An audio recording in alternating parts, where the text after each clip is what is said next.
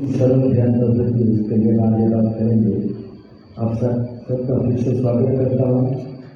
बहुत खुशी की बात है कि आज कोई होलीडे नहीं है, विद्यार्थी की मात्रा में भाई बहन बता रहे हैं। हमारा आज का विषय है शांति की खोज। जीवन जगत की सच्चाई ये है कि कोई ना कोई व्यक्ति किसी न किसी कारण से दुखी और अस्वस्थ रहता है, तो उसमें से निकलने के लिए हमारे पास कुदरत में कहो तो कुदरत में, या साइंटिफिक वाले कहो तो साइंटिफिक पद्धति से एक ऐसा रास्ता दे के रखा हुआ है जिससे अगर हम यूज करें तो हम बहुत ही आसानी से इसमें से निकल सकते हैं। हमारी समझ, संतों का प्रवचन, अगर हम किसी भी संप्रदाय से जुड़े हुए हैं, वो संप्रदाय के कोई भी संत हो या तो उसका ग्रंथ हो, उसकी समझ और डॉक्टरों का मार्गदर्शन, तीनों की एक बात कॉमन आती है कि क्रोध, भय, चिंता, ईर्ष्या, अहम, बेचैनी, हताशा, भिन्न प्रकार के व्यसन नहीं करने चाहिए। फिर भी हम किसी न किसी कारण से कोई न कोई परिस्थिति में शिकार बनते जा रहे हैं। हमें कभी कोई पूछता है तो आप कैसे, तो जवाब क्या देता है? अगर आपको मैं बोलूँ आप सबको आप सब कैसे हैं, तो क्या जवाब आपका होगा सबका? हाँ, मायूसी में है या बढ़िया है? अच्छे हैं। तो हम जब 10 साल के थे तब से अब जो भी आप ऊपर में पहुंचे हैं, क्रोध, भय, चिंता, ईर्ष्या, अहम, विभिन्न प्रकार का व्यसन, बेचैनी, हताशा, तो 10 साल के थे तब कितना था? और अब जो आप पहुंचे हैं जिस उम्र पे, कम हुआ या ज्यादा हुआ? हाँ, आप थोड़ी देर करके बोले मजे में है। ये सब हम बढ़ाते जा रहे हैं। ऐसे ही जो हमारी मनोबल है, याद शक्ति है, निर्णय शक्ति है, काम करने की ताकत है, परिवार प्रति की सेवा, करुणा, देशभक्ति, मैत्री, और वो भी अगर आप देखेंगे तो बायरदा जो कहीं ना कहीं कुछ न कुछ कम हुई होगी, कुछ बढ़ी भी होगी, तो अधिकांश अगर देखें तो हम अच्छी शक्तियाँ कम करते जा रहे हैं और बुरी शक्तियाँ हमारे अंदर बढ़ती जा रही है। हम बच्चे थे, पहले से ज्यादा हमने भक्ति भाव, पूजा पाठ, व्रत, उपवास, कर्मकांड, दान, संतों का प्रवचन, वो सब हमने ज्यादा किया या कम किया? पहले से हमने बढ़ाया या कम किया? क्यों बढ़ाया? कुछ कारण होगा ना, हमारा कुछ लक्ष्य होगा। क्यों बढ़ाया? मन की शांति के लिए। सही बात है। मेरा मित्र ने, मैंने पूछा, थोड़े समय पहले मिला था, मैंने बोला अभी तुम वो मंदिर में क्यों नहीं जा रहा है? नहीं, अभी मैंने मंदिर बदला है, अभी मैं दूसरी जगह जा रहा हूँ। हम मंदिर बदलते हैं, भगवान बदलते हैं, उसका मतलब ये नहीं कि हम आध्यात्मिक हो गए या अगले भगवान के प्रति हमारी श्रद्धा कम हो गई, मगर हम कहीं ना कहीं श्रद्धा बढ़ाकर ऐसा मान ले कहीं ना कहीं हमसे शांति मिल जाए। सब कुछ बढ़ाते गए फिर भी हमारे शांति नहीं आ रही है। पहले से समझ भी बहुत बढ़ गई, इंटेलेक्चुअल लेवल पे हम इतने बुद्धिशाली हो गए कि आज हमें कोई हमारे पास आके कोई हमको फ्रॉड करके हमको कुछ हमारे पास से गलत कुछ ले नहीं जा सकता है। तो हमारी समझ भी बढ़ी है, धर्म के प्रति श्रद्धा भी बढ़ी है,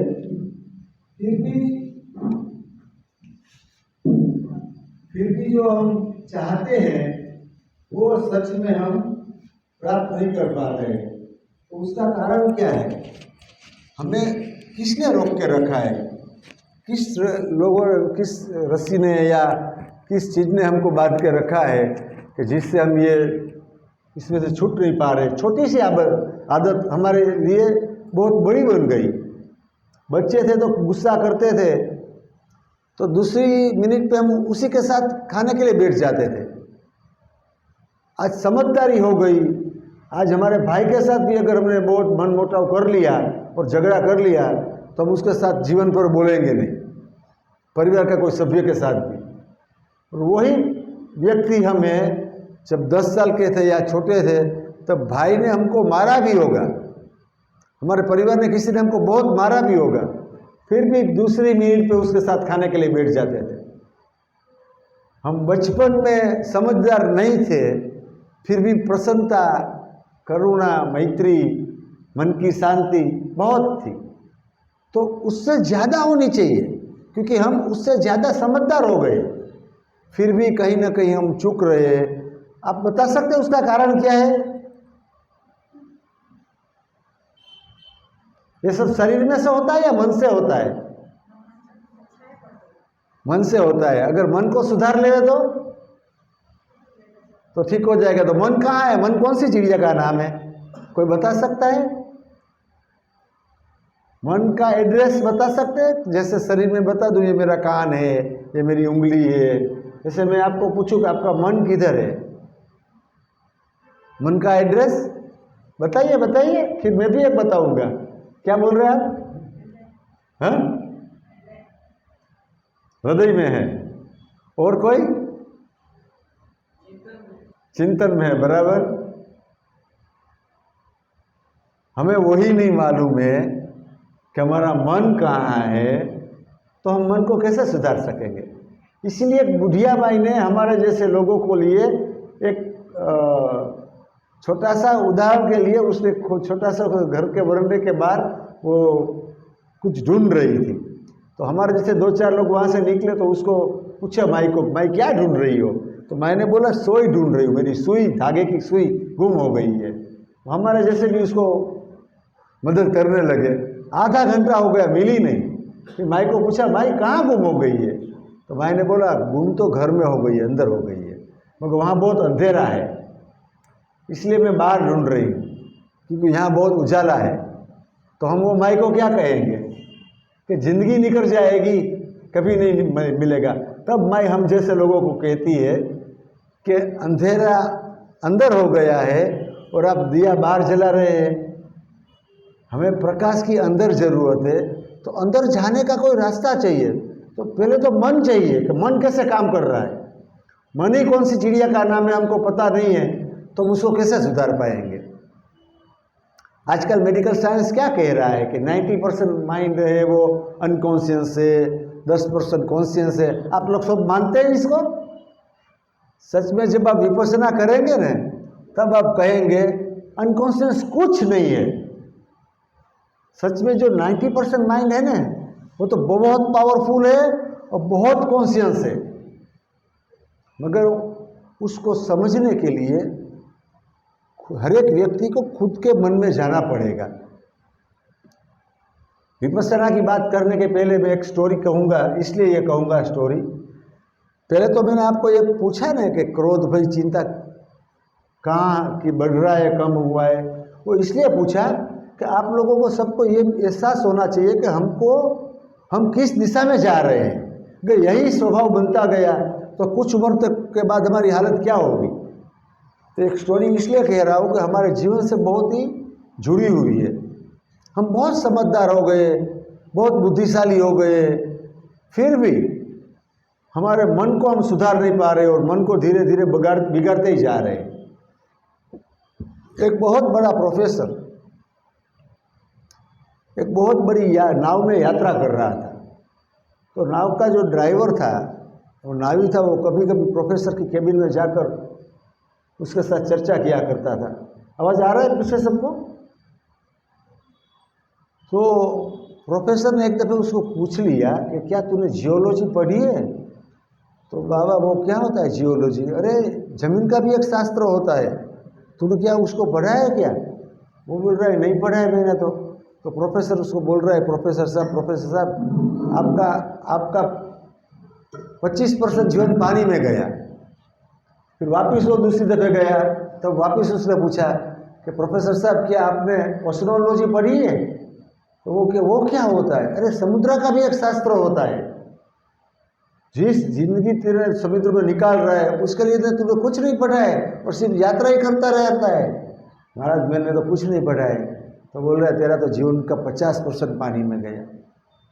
वापस एक दफ़े गया, बोला क्या तूने मेट्रियोलॉजी पढ़ी है? अरे बाबा मैंने तो कुछ पढ़ा ही नहीं है, मेरे लिए तो काला अक्षर ही भैंस बराबर।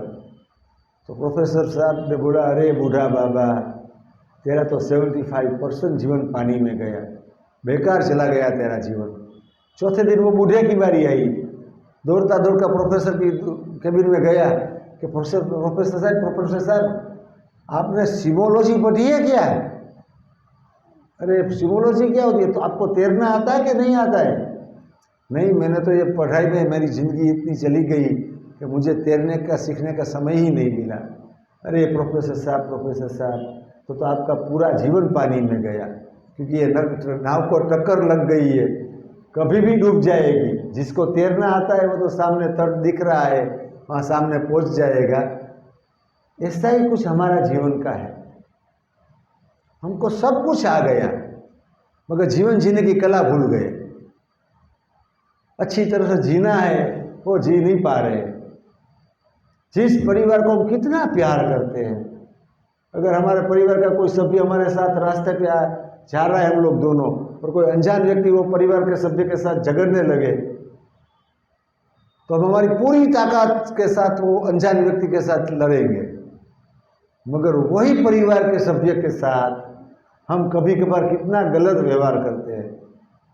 क्यों ऐसा करते हैं? क्योंकि हम धीरे धीरे आत्मा केंद्रित होने लगे, स्व केंद्रित होने लगे, और आई को इतना बड़ा करते गए और मन को भूलते गए। और मन में जाने का रास्ता ही, एक की बात यह भी है कि सच में गहराई से मन में जाने का रास्ता भी भारत में से लुप्त हो गया था। जो लास्ट 50 साल से ये साधना आई है, तो अब लोग इसमें धीरे धीरे आ रहे हैं। खुद की और परिवार की सुख शांति के लिए अगर सबसे महत्व की बात हो और आवश्यकता हो न, तो मन का मालिक बनना, यानी हम मन के मालिक बने।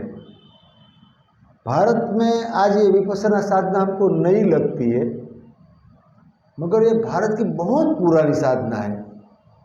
2600 वर्ष पहले भगवान बुद्ध ने सोच के दी जब, तब उसने भी कहा कि बहुत पुराना मार्ग है ये, मैं तो फिर से ये सोच के दी। आज से हजारों साल पहले कोई गुस्सा करता था, आज के हजारों लाखों साल बाद कोई गुस्सा करेगा, और आज कोई गुस्सा करेगा उतना ही दुखी होगा जितना उसका गुस्सा गहरा होगा। लॉ ऑफ नेचर है। अगर हम लॉ ऑफ नेचर को नहीं पढ़ेंगे तो हम कभी हमारा जात को या हमारे मन को सुधार नहीं पाएंगे। हमारे पास सबसे पुराना वेद है ऋग्वेद, उससे पहले का कोई साहित्य नहीं बचा हमारे पास देश में। वो लगभग 5000 वर्ष पुराना वेद है। उसमें महावीर की वाणी में, गीता में, बाइबल में, नरसिंह मेहता में, नानक गुरु में, अनेक संतों का जब शास्त्र पढ़ते हैं, तो हमने जब विपश्यना की तो जो मेन सेंटर है इगतपुरी का, वहाँ तो हमने रिसर्च सेंटर खोला हुआ है। हर एक संप्रदाय के साधु संत के जो ग्रंथ थे वो वहाँ हमने मंगवाए, सबका रिसर्च किया। तो कहीं ना कहीं सब ग्रंथों में विपश्यना का प्रत्यक्ष या परोक्ष कुछ ना कुछ उल्लेख आ रहा है। मगर ये पद्धति से काम कैसे किया जाए वो भगवान बुद्ध ने फिर से सोच के दिया, और भारत में 500 साल तक ये साधना बहुत चली। 500 साल के बाद ये लुप्त हो गई। मगर सद्भाग्य से बहुत देशों में भी ये साधना फैल गई, जो अशोक सम्राट ने फैलाई, और उसमें से एक देश ने ये साधना शुद्ध रूप में अभी तक संभाल के रखी, जो बर्मा देश था। उस देश के संपर्क में गोयनका जी आए, वो साधना के संपर्क में, और ये भारत में फिर से लाए। राग द्वेष नहीं करना हर एक संप्रदाय का कॉमन कोर है, यानी उसका हार्द कहो तो कॉमन है कि क्रोध, भय, चिंता, ईर्षा, अहम मत करो। भले उसके क्रियाकांड, उसके कर्मकांड, उसके व्रत उपवास अलग अलग है, मगर हार्द सभी का एक है कि भला था और भलाई करो। तो ये क्यों किया सब संप्रदाय ने? इसलिए कि हर एक संप्रदाय के साधु संतों ने यही देखा, यही पाया कि अगर किसी व्यक्ति को सुख शांति चाहिए तो उसे राग द्वेष से बाहर निकलना ही पड़ेगा, नहीं तो वो कभी सुख शांति प्राप्त नहीं कर पाएगा। विपश्यना साधना हम 3 चरणों में सिखाते हैं। 10 दिन की शिविर के अंदर इसके अलावा कुछ नहीं कराया जाता है। ना तो प्रवचन कोई ऐसा होता है, पूरे दिन में सिर्फ 1 घंटे का प्रवचन होता है, बाकी पूरा 10 दिन अनुभव के ऊपर साधना कराते हैं। कोई किसी का नाम नहीं लेना है, किसी को पूजना नहीं है, आप जो संप्रदाय में वो संप्रदाय आपको बदलना नहीं है। जैसे हम शरीर की कसरत करने जाते हैं, ऐसे ही ये मन की कसरत है, क्योंकि हमारा मन कमज़ोर हो गया है। इसका उदाहरण आपको ये दूँ कि आपने सबने 10 मिनट तक आनापान किया, ये साधना कठिन थी या सरल थी करने में?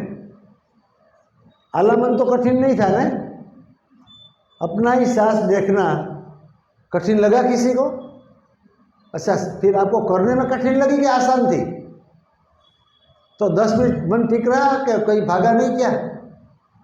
लगातार 10 मिनट टिका या 20 मिनट में मन भाग जाता था? आपने देख पाया होगा कि 2-4 सांस देखा मन भाग गया, 2-4-5 सांस देखा मन भाग गया। ऐसा क्यों हुआ?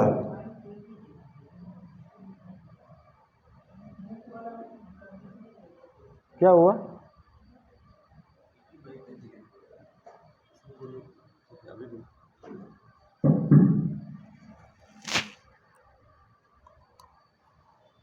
ऐसा क्यों हुआ? आप बता सकते हैं? आवाज आ रहा है ना ठीक से पीछे? आप 10 मिनट का ध्यान आपका बच्चा करेगा अगर 8-10 साल का, तो वो क्या आपसे अच्छा कर पाएगा? अवश्य अच्छा कर पाएगा। अगर किसी का मोबाइल चालू है तो प्लीज रिंग ऑफ कर लीजिएगा। 2 मिनट का ये 10 सेकंड हम ये चेयर रखते हुए।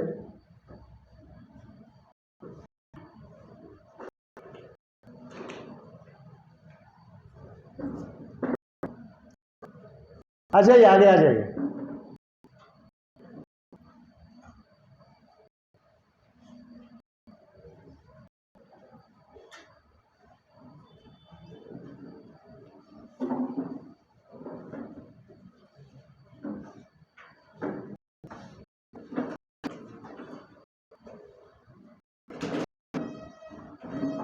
इधर इधर एक लाइन लगा दीजिए, आगे लाइन लगा दीजिए।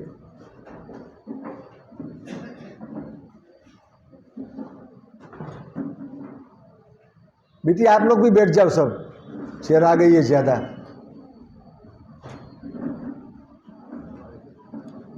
कुछ आगे आ जाओ। अगर आपका घर का 10 साल का बच्चा को यह ध्यान कराएंगे तो इसलिए आपसे अच्छा कर पाएगा कि उसके मन को अभी उसने इतना मेला नहीं किया है। हमने मन को इतना अंदर से कचरा डाल दिया है। हमको हर एक काम प्रेजेंट में करना है, वर्तमान में करना है, और हमारा मन कभी वर्तमान में टिकता ही नहीं है। आपका सबका अनुभव है, अभी भी मैं आपके साथ बात कर रहा हूँ, आप गंभीरता से सुन रहे हैं। आपका मन कहीं ना कहीं चिंतन करता होगा साथ साथ में, या पास्ट में गया होगा या फ्यूचर में जाएगा। पास्ट में जाएगा तो क्या करेगा? वो हुआ वो अच्छा नहीं हुआ, ऐसा होना चाहिए था। भविष्य में जाएगा तो क्या करेगा? ये ऐसा हो जाए तो अच्छा है, ऐसा नहीं हो तो अच्छा है। यानी राग यानी द्वेष, यानी राग यानी द्वेष, या तो चाहिए या नहीं चाहिए। 24 घंटा हम यही करते रहते हैं। हम एक दिन में कितने विचार करते हैं? कितने? हम एक दिन में कितने विचार करते हैं? 1000, 2000, 5000, 10,000? 60 से 70,000 विचार करते हैं। 60 से 70,000। और इसमें से 90% हम नेगेटिव, या तो कुछ काम का नहीं ऐसे, या तो नेगेटिव करते हैं। 90% से भी ज़्यादा। अगर रोज के हम 50-60,000 विचार नेगेटिव करते जाएंगे तो हमारी मानसिक हालत कैसी हो? एक ही विचार हम जब करते हैं तो वो विचार गहरा संस्कार बन जाता है। तो ये विचार क्यों इतने बढ़ते जा रहे हैं? क्योंकि मन को लगाम लगाने का कोई हमारे पास ऐसा शस्त्र अस्त्र ही नहीं है कि मन के ऊपर लगाम लगा देवे। ये आनापान साधना वो मन के ऊपर लगाम लगाने की साधना है। क्योंकि आपने देखा होगा कुछ कुछ सेकंड तो सांस के ऊपर आपका मन रहा होगा, और आपका सबका एक कॉमन अनुभव ये भी रहा होगा कि 10 मिनट में मुश्किल से आध मिनट बीच बीच में आपका मन सांस के ऊपर टिका होगा, मुश्किल से आध मिनट या 1 मिनट। और वो 1 मिनट के परिणाम स्वरूप आपका सबका एक अनुभव होगा कॉमन, किसी का मन ज़्यादा या किसी का मन कम, पहले से ज़्यादा शांत हुआ होगा। क्योंकि हमारा मन को शांत करने के लिए सांस बहुत गहराई से हमें काम करता है। आजकल ये आनापान मेडिटेशन के ऊपर वर्ल्ड में बहुत रिसर्च हुए और वो बोल रहे हैं कि बहुत पावरफुल है। हमारे माइंड में एक टेलोमेयर करके ज्ञान तंतु है, टेलोमेयर करके। वो जैसे जैसे हम छोटे होते जाते हैं वैसे वैसे हम बूढ़े होते जाते हैं। और जो आनापान करते हैं और जो विपස්සना करते हैं, उसके रिसर्च किए, वो लोगों के ऊपर रिसर्च किया गया, उसके टेलोमेयर की साइज कम होते ही नहीं है। तो उसका मतलब उसके ऊपर एजिंग इफेक्ट नहीं आती है। अगर 60 साल का कोई व्यक्ति है और वो लगातार 5 साल से विपස්සना कर रहा है, तो वो 12 साल छोटी उम्र वाले युवान के जैसा वो काम कर सकता है। यानी 48 ईयर्स का जो यंग है, ऐसा काम 60 साल की उम्र वाला व्यक्ति कर सकता है। 12 साल आयु में फर्क आ जाता है, रियल में आयु उसकी 60 साल की हो गई, मगर वो काम कर सकेगा 48 यानी 48 साल के उम्र के व्यक्ति जैसा, क्योंकि उसका टेलोमेयर जो है वो छोटा होता नहीं है। तो एजिंग इफेक्ट जो आनी चाहिए वो इतनी आती नहीं है। आनापान का कराने का 2-3 कारण है। एक तो आनापान ये साधना सांप्रदायिक साधना नहीं है, सार्वजनिक साधना है। आज से हजारों साल पहले, जो आपको मैंने बोला, कोई राग द्वेष करता है तो दुखी होता है, तो हमारा सबका रोग सार्वजनिक है।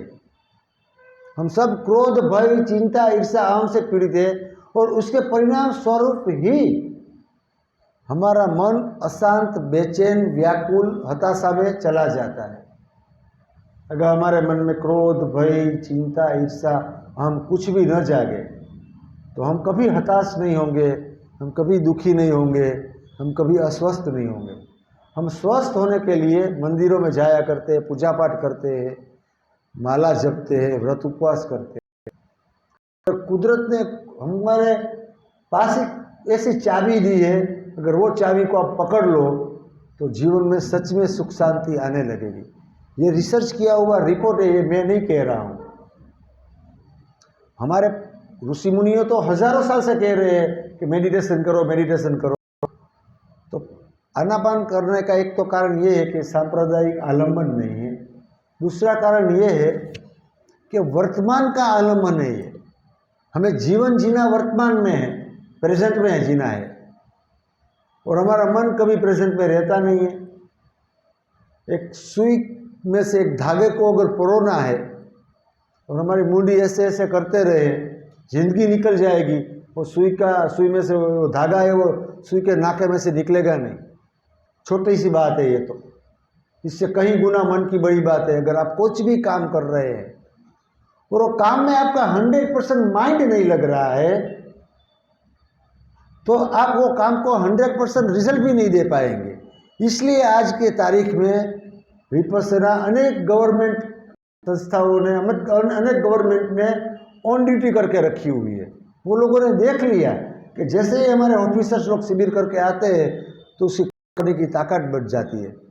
ऐसे ही बहुत सी इंडस्ट्रियलिस्ट लोगों ने अपने इंडस्ट्रीज में ऑन ड्यूटी चालू कर दिया। वो लोग बोलते हैं कि जो हमारा प्रोडक्शन में जो पहले 12% फेलियर रेशियो था, यानी रिजेक्शन रेशियो निकलता था, वो अभी 2%, 3% पे आ गया।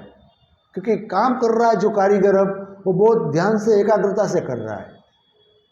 तो आलम्बन वो प्रेजेंट का आलम्बन है। और तीसरी सबसे बड़ी बात, आप सबको पूछा मैंने कि मन कहाँ है, इसका जवाब इस साधना में है, आनापान साधना में। मन तक पहुँचने का आनापान एक ब्रिज है। अभी आपको सबको समझ में आ जाएगा। गुस्सा जो जागता है वो शरीर में जागता है या मन में? हाँ, मन में जागता है, बराबर। उसका कोई रंग रूप की आकृति है?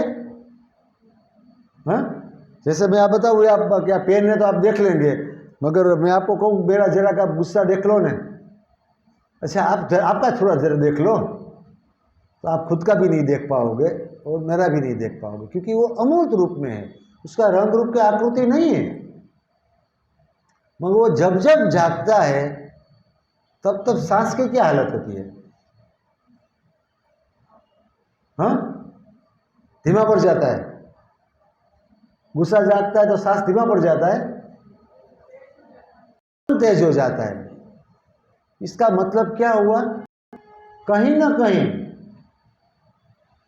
मन के साथ सांस का कोई गहरा संबंध है, क्योंकि इंस्टेंट उसने सांस को बदल दिया, एक सेकंड भी उसने समय नहीं लिया। तो अगर सांस के ऊपर ध्यान आप करते रहेंगे तो अपने आप गुस्से के ऊपर, भय के ऊपर, चिंता के ऊपर अपने आप काबू आने लगेगा। और जब आप शिविर में आएंगे, 10 दिन की शिविर में, तब तो आपको 3.5 दिन तक लगातार मन सांस के ऊपर सांस की साधना सीखने का मौका मिलेगा कि अपने पूरे मन को यहीं केंद्रित रखो, पूरे दिन की दिनचर्या को बात करके शरीर को पूरा आराम देकर लगभग रोज का शिविर में 8 घंटा ध्यान कराया जाता है, 8 से 9 घंटा रोज का। और 80 साल 100 साल का बुजुर्ग भी अगर आता है तो वो भी थकता नहीं है, वहाँ का शेड्यूल है। तो लगातार 3.5 दिन तक अगर आप आनापान शिविर में आके करेंगे तो इससे फ़ायदा क्या होगा वो समझने जैसी बात है। एक तो आपकी काम करने की एकाग्रता बढ़ जाएगी, दूसरा आप प्रेजेंट में रहने लगेंगे, तीसरी सबसे बड़ी बात यह होगी कि जीवन में कभी भी कोई तनाव आएगा तो कुछ भी तनाव आता है, सांस अपनी स्वाभाविक गति छोड़ देता है, या तो वो तेज हो जाता है या तो वो गहरा हो जाता है, मगर वो जैसा है वैसा वो नहीं रहता है। तो 3.5 दिन अभ्यास करने की वजह से मन अपने आप सांस पर चला जाएगा। और जैसे ही मन सांस के ऊपर चला जाएगा, मन को शांत होना ही पड़ेगा। वो आपका 10 मिनट का अनुभव से भी होगा। अगर हमको ये प्रवचन पूरा होने के बाद समय मिलेगा तो और एक 10 मिनट करा देंगे आपको, तो और आपका आनापान साधना और पक्का हो जाएगा। दूसरा चरण है वो विपस्सना। वो हम आपको यहाँ सिखा नहीं सकते, जैसे आपको 10 मिनट सबको करा दिया, वैसे विपस्सना करने के लिए तो खुद के मन का बहुत गहरा ऑपरेशन करना होता है, और वो कोई सेंटर में आकर ही आप कर सकते हैं, जहाँ शिविर लगता है वहीं आप कर सकते हैं। उसमें क्या कराते हैं, उसमें एक साधना सिखाते संवेदना अनुभव करने की। हम सब संवेदनाओं से जुड़े हुए हैं। आज कुछ भी होता है, कल ही मैं समाचार देख रहा था तो अपने वड़ा प्रधान ने क्या बोला कि मैं पाकिस्तान के प्रति मेरी संवेदना प्रकट करता हूँ। तो जो संवेदना क्या है, हमारे खुद का अनुभव है संवेदना। यानी तो सिरे से लेके पाँव के तलवे तक मन को सिखाया जाता है चौथे दिन से आपको, कि मन को हर एक अंग में ले जाओ। तो वो करते करते, ये अभ्यास करते करते, किसी को 7वें दिन, किसी को 8वें दिन, किसी को 9वें दिन, पूरे शरीर का अनुभव होने लगता है। जो आज ये शरीर आप लेकर घूम रहे हैं, इसके लिए आप कुछ नहीं जानते हैं, सिर्फ शरीर के अंग को जानते हैं कि नाक है, ये कान है, ये शरीर है, खंपा है, उंगली है, या तो अंदर के ये हट्ठर है, जगनी, ये हार्ट है, ये किडनी है, ऐसा। मगर उसके लिए आप कुछ नहीं जानते हैं। जब शिविर करेंगे तब मालूम पड़ेगा ये शरीर कैसे काम कर रहा है, और शरीर मन को कैसे प्रभावित करता है, और मन शरीर को कैसे प्रभावित करता है।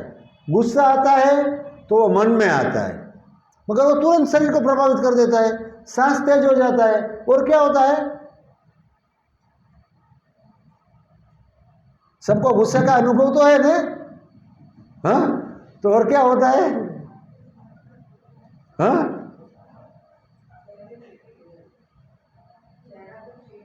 सेरा रौद्र स्वरूप हो जाता है, माई में से चंडी माई हो जाती है, और पूरे शरीर में एक प्रकार की गर्मी फैल जाती है। किसी को ठंडी का अनुभव हो रहा है, गुस्सा करने के बाद मुझे बहुत ठंडी लग रही है, शरीर में ठंडी ठंडी लहर क्या लग रही है, ऐसा किसी को होता है? तुरंत हो जाता है, उसको टाइम लगता है कुछ? ये प्रोसेस कैसे हुआ? जैसे ही हमने गुस्सा किया, हमारे रक्तवाहिनियों में एक प्रकार का केमिकल डेवलप हुआ। वो केमिकल पूरे रक्तवाहिनियों में फैलने लगा। वो हमने गर्मी के रूप में अनुभव किया। आज का मॉडर्न साइंस, पश्चिम के देशों ने एक शोध निकाला कि भाई हमने इतनी मेडिकल साइंस में दवाई दी, लोगों को इतना बीमारी में से बाहर निकलने का प्रयास कर रहे हैं, फिर भी ये लोग बीमार हो क्यों जाते हैं?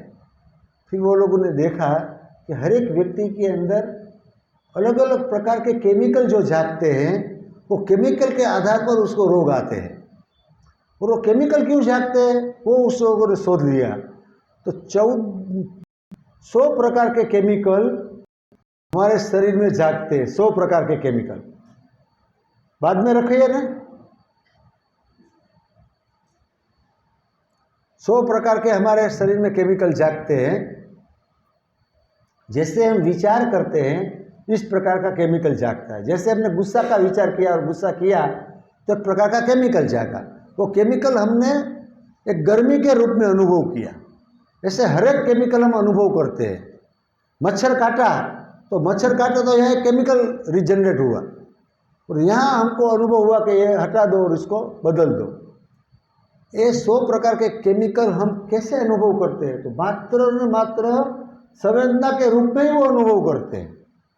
ये साधना संवेदना को अनुभव कराने की साधना है। 10 दिन की शिविर में साधना के अंदर शरीर मन लेने का बोलते हैं, तो वो कोई शरीर का दर्शन करता है।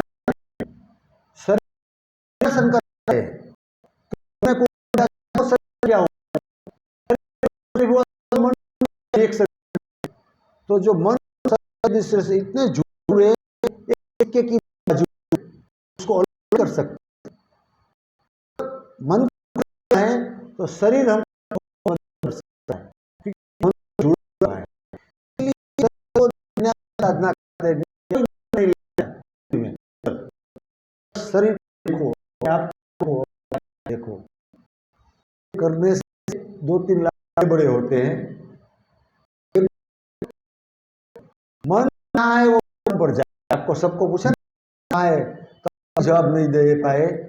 गहरा जवाब इसमें गुस्सा आता है तो किसी ने चिंतन में बोला मन, तो हृदय में गर्मी प्रकट होनी चाहिए, या मगज में है यहाँ गर्मी प्रकट होनी चाहिए। गुस्सा है तो गर्मी पूरे शरीर में होती है, कोई शरीर के में अनुभव, हाँ, पूरा गर्म हो जाए। मतलब क्या हुआ कि पूरा मन पूरे के साथ हुआ है। यानी जहां जीवन है, वहां हमारा मन है। खुद जिंदा काटो तो दर्द होता है, बाहर निकल गया उसको काटो तो कुछ नहीं होता है। बाल है, जिंदा खींच लो तो दर्द होगा, मगर बाल कटवा लो तो कुछ नहीं होता है, क्योंकि वो शरीर से जुड़ा हुआ है। और जहां शरीर जीवंत है, वहां हमारा मन है। 100% माइंड, जो 90% माइंड अनकॉन्शियस जो कहते हैं मेडिकल साइंस, उसको सुधारना है तो 100% मानस को सुधारने के लिए 100% बॉडी का दर्शन करना पड़ेगा, यानी शरीर को अनुभव करना पड़ेगा। और जब शरीर का अनुभव करते हैं तब धीरे धीरे हमें यह महसूस होता है कि हमारा मन कैसे बार बार दुखी होता है। छोटी छोटी बात को लेकर वो कितना दुखी होता है, मगर ऊपर के मन को तभी मालूम पड़ता है जब बड़ी बात हो जाती है। तब कभी गुस्सा होता है तो तब मालूम मुझे बहुत डिस्टर्ब लगे, मगर छोटी छोटी बात में राग द्वेष जो मन करता रहता है, वो इस संवेदना के आधार पर ही समझ में आ सकता है। तो पूरे शरीर को इसलिए दिखाते हैं कि पूरे मन का अनुसंधान करना है, पूरे मन को बदलना है, और आसानी से बदल जाता है। इसलिए है कि ये बॉडी सेंसेशन ही हमारी दुख और सुख की जड़ है। आज की मेडिकल साइंस भी कह रहे हैं, और 2600 वर्ष पहले यही कहा कि शरीर में एक प्रकार की संवेदना होती है, वो हमको प्रिय लगती है, तो हम राग करते हैं, अप्रिय लगती तो द्वेष करते हैं। और ये अंतर्मन है ना, वो 24 घंटे कितना सुपर कॉन्शियस है, उसका मैं संवेदना के आधार पर उसको आपको एक एग्जाम्पल दूंगा। आप रात को सोते हैं, आपको सुबह सुबह पूछूं मैं कि आपको रात भर में कितनी दफ़े मच्छर काटा, तो क्या आप सुबह जवाब दे पाएंगे? अच्छा, रात को मच्छर काटते हैं तो हम उसको खुजलाते हैं, खुजलाते हैं ना? अच्छा, कौन सा माइंड खुजलाता है, कॉन्शियस या अनकॉन्शियस? अनकॉन्शियस। अच्छा, अनकॉन्शियस होता तो वो खुजलाता। अनकॉन्शियस कब कहते हैं? आदमी अनकॉन्शियस हो गया, कोमा में चला गया, अभी उसको कुछ भान सभान नहीं है। अगर अनकॉन्शियस माइंड होता है तो क्या खुजलाता वो? और कितनी चंद सेकंडों में हाथ हमारा ऊपर चला जाता है। वो मच्छर जहाँ काटा है, मच्छर को उड़ाते हैं, खुजलाते हैं, मौका मिलेगा तो मच्छर को रात को मार भी देंगे, क्योंकि वो मच्छर अभी उसी एरिया में है, वो हमको मालूम है। तो किसको मालूम है ये? अगर कॉन्शियस को मालूम होता तो सुबह आपको मालूम होना चाहिए कि अनकॉन्शियस को मालूम होता। अगर अनकॉन्शियस ने किया होता तो अनकॉन्शियस माइंड कर ही नहीं सकता है, मगर वो माइंड सुपर कॉन्शियस था। और किसके आधार पर सुपर कॉन्शियस था? अपनी बॉडी की संवेदना के प्रति, सेंसेशन के प्रति। जैसे ही मच्छर काटा, एक प्रकार की अप्रिय संवेदना हुई जो मुझे अच्छी नहीं लगी मेरे अनकॉन्शियस सुपर कॉन्शियस माइंड को। उसने तुरंत हाथ को आदेश दिया कि तेरा हाथ इधर ले जा और खुजला दे। ऐसे ही रात को करवट बदलते हैं, कंबल ओढ़ते हैं, कंबल निकाल देते हैं। ऐसे ही पूरे दिन में भी ऐसा करते हैं। अभी आप 1 घंटे से बैठे हैं, आपको बोलो आप 1 घंटे में कितनी दफ़े शरीर को हदल बदल किया, तो जवाब नहीं दे पाएंगे। मगर सच्चाई ये है कि हर 2, 4, 5 मिनट में हम कुछ ना कुछ करते हैं। वो कौन कराता है? बॉडी संवेदना कराता है। यही बॉडी संवेदना के ऊपर शिविर में साधना कराती है। तो इससे फ़ायदा ये होता है 10.5 दिन के शिविर से कि एक तो संवेदना के ऊपर जब हम काम कराते हैं तो उसके साथ वो सिखाते हैं कि अभी इसके ऊपर राग मत करो, द्वेष मत करो, मन को समता में रखो। यानी ये साधना का हार दे मन को समता में पुष्ट करने का। तो इसके आधार पर मन निर्मल होता है। दूसरा फायदा ये होता है कि 10 दिन का गहरा अभ्यास होने की वजह से अब जीवन जगत में जब आएंगे वापिस, तो अपने आप में इतनी कैपेबिलिटी आ जाएगी कि जैसे ही मन में कुछ गुस्सा, भय, चिंता, ईर्ष्या जागा, तुरंत मन अपने आप सांस के ऊपर या संवेदना के ऊपर चला जाएगा। बस ये 2 ही काम विपश्यना में कराते हैं। हमारा में कहावत है कि हमारा जो स्वभाव है, आवाज आ रहा है ना, हमारा जो स्वभाव है वो मृत्यु के साथ ही जाएगा। आप लोग यहाँ मानते हैं? हमारे गुजरात में तो ऐसा मानते हैं कि जो स्वभाव बन जाता है वो फिर सुधरता नहीं है, मृत्यु के साथ ही जाता है। तो कभी आप लोगों ने ये सोचा अगर स्वभाव हमारा मृत्यु के साथ जाना चाहिए, तो हम जब 10 साल के थे तब जो हमारा स्वभाव शांत, कोमल, नरम, सबके प्रति करुणा मैत्री वाला था, ऐसा रहा क्यों नहीं? ऐसा रहना चाहिए था। हमने बिगाड़ा है तो हम उसको सुधार भी सकते हैं। क्रोध का आयुष्य कितना? 1 पल का, 1 घंटे का, 20 का, दिन का, मास का, साल का, कितना है क्रोध का आयुष्य? कितना? हाँ, कोई बता सकता है कितना क्रोध का आयुष्य? कितना? हाँ, 1 पल का। अच्छा, कोई हमारा बहुत जबरदस्त 500, 100, 200 लोग, दोस्तों के लिए हमारा कोई बहुत बड़ा अपमान कर दे तो हम उसको कहाँ तक नहीं भूलेंगे? हाँ, पूरा जन्म। और ज्यादा कर दिया तो 7 लाइफ। हाँ, हम कब बोलते हैं कभी 7 जन्म में नहीं भूलूंगा। तो हम तड़पेंगे या वो तड़पेगा? हम तड़पेंगे। हम तड़पने के लिए तैयार है मगर सुधरने के लिए तैयार नहीं है। मेडिकल साइंस ऐसा कह रहा है कि 90% रोग मन से आता है। यानी साइकोसोमेटिक मेडिकल साइंस कह रहा है हमारा हजारों साल पुराना आयुर्वेद कह रहा है कि सभी रोग प्रज्ञा अपराध है। कोई भी जो रोग आता है ना हमारे शरीर में, वो ओवरनाइट नहीं आता है।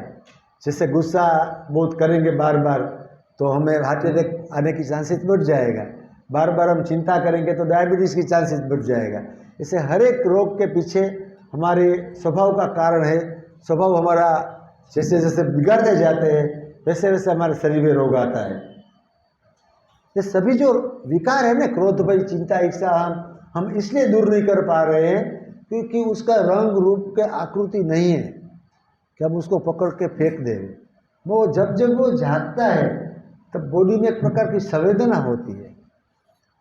वो संवेदना को बदलने के लिए पूजा पाठ, भक्ति भाव, नाम लेना, व्रत उपवास करना, वो काम इसलिए नहीं आता है कि वो सब हम कॉन्शियस माइंड पे करते हैं। वो सब 10% माइंड को ही वो लाभ होता है। आप सबकी बुद्धि मान रही है अभी शांत बैठे हैं तो कि क्रोध नहीं करना चाहिए, मगर अभी आप घर पे जाएंगे और कुछ आपके साथ ऐसा व्यवहार हो गया तो आप तुरंत गुस्सा कर लेंगे। तो समझ और आचरण में इसलिए फर्क है कि समझ की लिमिटेशन 10% है सिर्फ, और ये साधना 90% माइंड पर काम कराती है। 90% माइंड को अगर सुधारना है तो बॉडी सेंसेशन के ऊपर काम करना पड़ेगा। वहाँ किसी का नाम, ये साधना भगवान बुद्ध की है, अब भगवान बुद्ध का भी नाम लेते रहेंगे, कुछ लाभ नहीं होगा, क्योंकि कॉन्शियस माइंड ही सुधरेगा, अनकॉन्शियस ऐसा ही पड़ा रहेगा।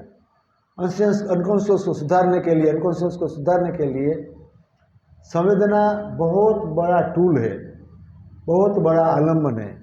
इसलिए हर एक व्यक्ति को ये साधना सीखनी पड़ती है, और सब आप सीख लेते हैं तो 10 ही दिन में आप आसानी से गुस्से को देखना सीख जाएंगे, भय को, चिंता को, ईर्ष्या को देखना सीख जाएंगे। जैसे ये सब कमज़ोर पड़ते हैं तो काम करने की ताकत बढ़ने लगती है। बहुत से ऐसे मेरे मित्र मुझे बोलते हैं कि राजू भाई, हमने आने में 1.5 साल लगा दिया शिविर में। 1.5 साल पहले अगर शिविर कर लिया होता तो मेरी काम करने की ताकत कितनी बढ़ जाती। अभी आपकी शिविर करके मैं 2 महीने से घर पे गया हूँ, 2 महीने में मैंने 3-4 महीने जितना काम कर लिया।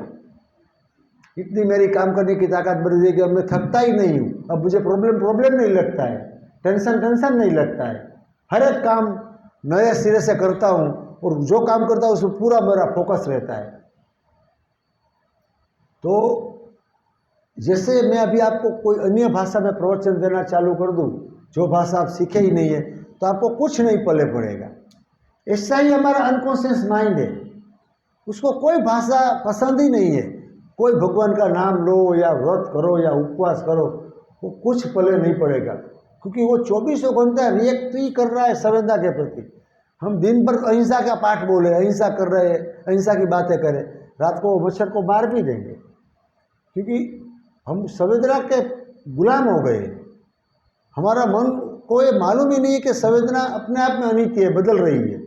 ये साधना वो अनुभव कराती है, इसीलिए हमारा स्वभाव पूरा बदल जाता है, पूरा स्वभाव रिफॉर्म हो जाता है। इसके बहुत से लाभ है, शारीरिक, मानसिक, सामाजिक एवं मनोकायिक रोग सब मिट जाते हैं। तनाव मुक्ति, सकारात्मक दृष्टिकोण आ जाता है, सर्जन शक्ति में बढ़ावा होता है। क्रोध, भय, चिंता, ईर्ष्या, अलग अलग व्यसन धीरे धीरे कम हो जाते हैं। अगर कोई बीमारी आ जाती है तो हीलिंग पावर बढ़ जाता है। बुद्धि हमारी बहुत अच्छी हो जाती है। हम बुद्धिशाली तो है ही, मगर विपश्यना करने से हमारी और शार्प बुद्धि हो जाती है। जैसे एक पेंसिल है, उसको बार बार लिखेंगे तो उसको कभी ना कभी शार्पर में डालकर वापस शार्प करनी ही पड़ेगी। सामान्य पेंसिल को भी शार्प होना पड़ता है। तो हम इसको जब से जन समझदार हुए तब से इसको यूज ही कर रहे हैं, उसको शार्प करने का कोई काम नहीं कर रहे, उसको डाइवर्ट करने का काम कर रहे हैं, भगवान का नाम लेके या पूजा पाठ लेकर। मगर शार्प करने के लिए मन जैसे थका है, जैसे मन को हमने थकाया है, वहीं जाके उसको बाहर थकान में से बाहर निकालना पड़ेगा। और क्वालिटी ऑफ लाइफ में बहुत सुधार आता है।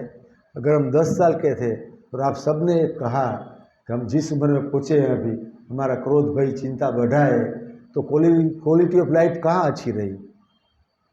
सिर्फ पैसा प्रतिष्ठा कमाते रहे, मन को आसान करते रहे। बच्चों को बहुत लाभ होता है।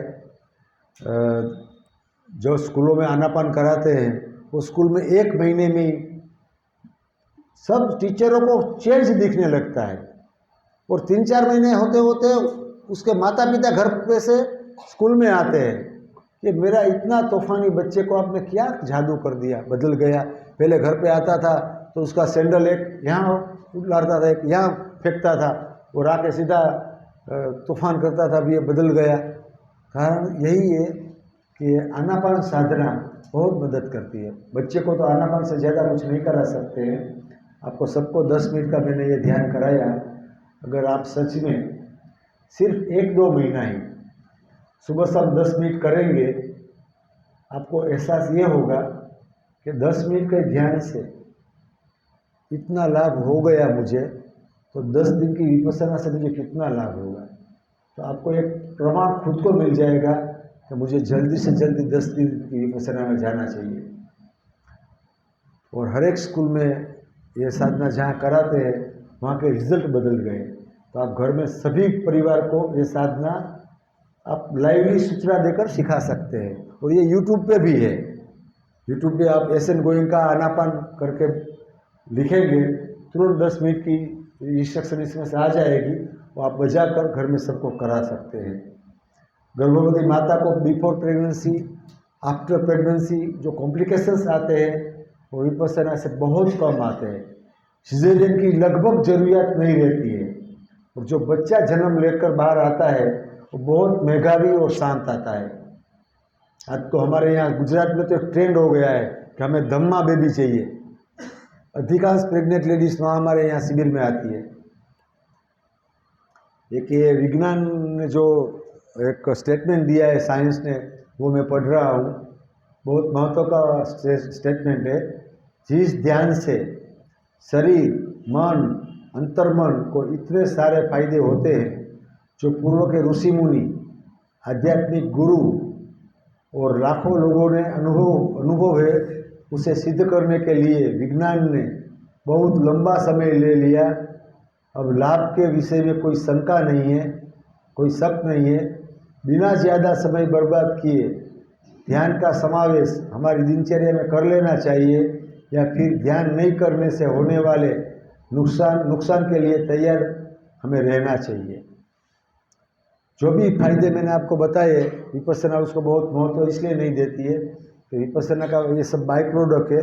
शारीरिक रोग मिटना, मन की शक्ति बढ़ना, वो सभी उसके बाई प्रोडक्ट है। विपश्यना का मुख्य लक्ष्य कर्म खपाने का ये साधना है। जो गहराई में छुपे हुए कर्म हैं उसको निकाल के वो नष्ट कर देती है।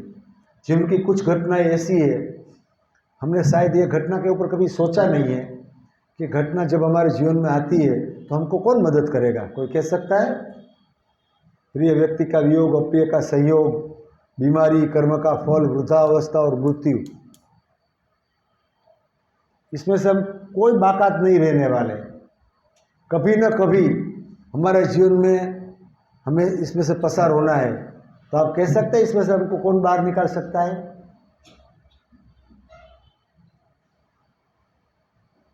अगर हमारा मन मजबूत होगा तो हम अवश्य इसका सामना कर पाएंगे। अगर हमारा मन मजबूत नहीं है तो हम कोई भी परिस्थिति आएगी तो हम बिखर जाएंगे, अंदर से टूट जाएंगे।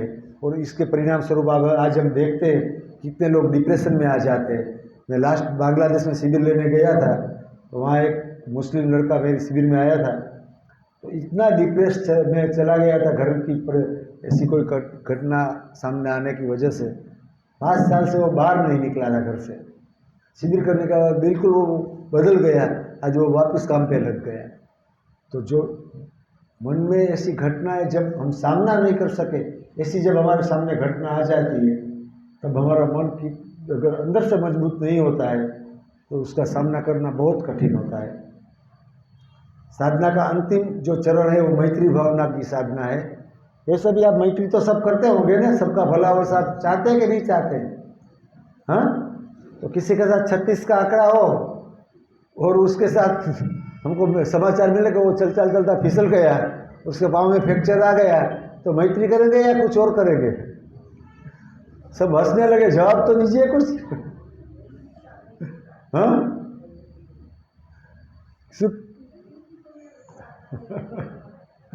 तुरंत कह के वो लाख का ही था, मुझे बहुत परेशान कर रहा था। तो मगर हमें मैत्री हर हमेश करनी चाहिए, उससे हमारा मन प्रफुल्लित रहता है।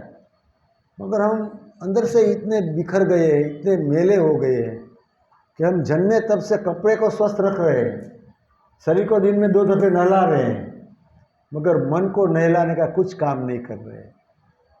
मन को जब से जन्मे हैं तब से मेले कर रहे हैं, मेला करते जा रहे हैं। उसका प्रमाण आप सबके पास है, क्योंकि सब बोल रहे हैं कि क्रोध, भय, चिंता, ईर्ष्या पहले से बढ़ गया है। बढ़ गया है उसका मतलब कि पहले से आपने मेल बढ़ा दिया है। वो मेल साफ करने के लिए हम कुछ नहीं कर रहे हैं, मेल को छुपा रहे हैं। अंदर में मैं बहुत गुस्सा वाला हूँ, फिर भी बाहर हंसता रहता हूँ कि मैं अभी किसी वजह से मुझ में बहुत गुस्सा आ गया। अगर या तो आप में किसी, अभी आप गुस्से से तड़प रहे हैं और किसी का फोन आ जाएगा, आप कैसे है, तो आप क्या जवाब देंगे? बढ़िया है, तुरंत है।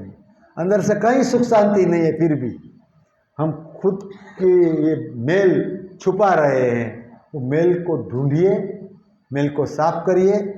ये मेल को साफ करने की सरल दवा है, सरल साधना है। वो साइंटिफिक साधना है, सांप्रदायिक विधि साधना है। 10 दिन का ही कोर्स होता है। जब भी आप आएंगे तो 100% आप कहेंगे कि सच में ये साधना बहुत काम की है। हम धन दौलत, पद प्रतिष्ठा, बंगला सब कमाने के लिए बहुत राग द्वेष भय चिंता ईर्ष्या करते रहते हैं। जो राग द्वेष भय चिंता ईर्ष्या कर रहे हैं वो कर्म के रूप में हमारे अंदर में जमा होता जा रहा है। वो हम साथ में ले जाने वाले हैं, और जो चीज़ साथ में नहीं ले जाने वाले हैं उसके पीछे हमने जीवन दाव पे लगाया है। तो कुछ खुद के लिए भी समय निकालना चाहिए, खुद के भले के लिए भी समय निकालना चाहिए। आजकल कोई लोग कहते हैं कि मेरे पास समय नहीं है, मेरे पास मरने की भी फुर्सत नहीं है। और जब मृत्यु आ जाता है तब कोई फुर्सत की आवश्यकता नहीं है, वो अपने आप अपने को उठा लेगी। मगर साथ में खूब काम करें, खूब समाज की सेवा करें, मगर खुद की भी इतनी ही सेवा करें, खुद के भले के लिए भी सोचें। और हम सब कर्म से दुखी, कर्म से सुखी सब मानते हैं, तो कर्म खपाने की बहुत अच्छी साधना है। भारत और विश्व में 140 देशों से अधिक देशों में ये साधना कराते हैं। लगभग साल में 2 लाख से ज़्यादा शिविर में आते हैं। ये पुरानी स्लाइड इसलिए 1 लाख लिखा है। हर व्यक्ति को एक एहसास होता है कि मैं बहुत में लेट आया। हर संप्रदाय के व्यक्ति आते हैं, हर संप्रदाय के संत आते हैं। सब लोग, संत लोग तो ऐसा कहते हैं, हम हमारे एरिया में सिर्फ थियरी करा रहे हैं, आप सच में सेंटर में प्रैक्टिस करा रहे हैं। जब भी आप आएंगे तो आप कहेंगे कि माई सेकंड बर्थ। जैसे पक्षी का 2 बर्थ होता है, एक इंडे के रूप में होता है, अंडे के रूप में होता है। वो अंडे में भी जीव तो है ही, मगर उसको दुनियादारी की कुछ मालूम नहीं है। जब वो अंडा टूट कर बाहर आता है तब उसको दुनिया की मालूमात रहती है। ऐसा ही कुछ हमारा है। हमें सब कुछ मालूम है कि गुस्सा नहीं करना चाहिए, भय नहीं करना चाहिए, चिंता नहीं करनी चाहिए, देश के प्रति, परिवार के प्रति सेवा भाव रखना चाहिए, मन प्रसन्न रखना चाहिए, मन खुश में रखना चाहिए।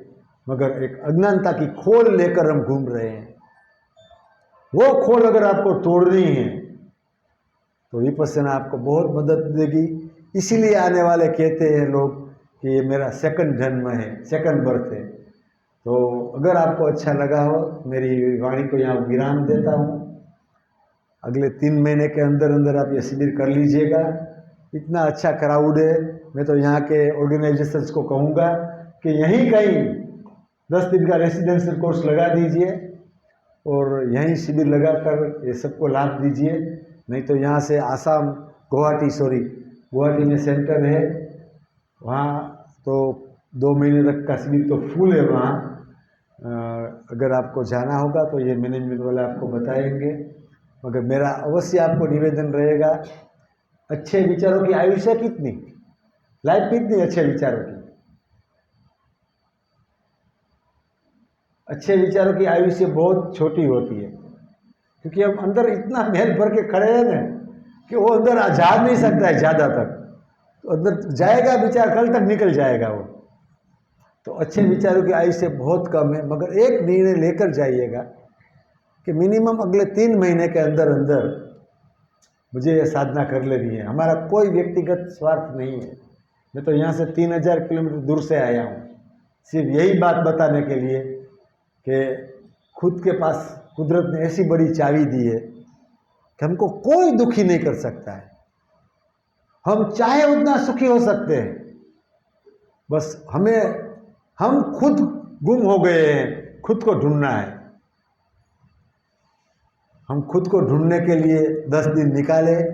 हम बहुत बार यात्रा करते जाते, विदेश यात्रा करने जाते, कहीं हिल स्टेशन पे जाते, जाने के बाद 10 दिन के बाद हम जैसे थे वैसे हो जाते हैं।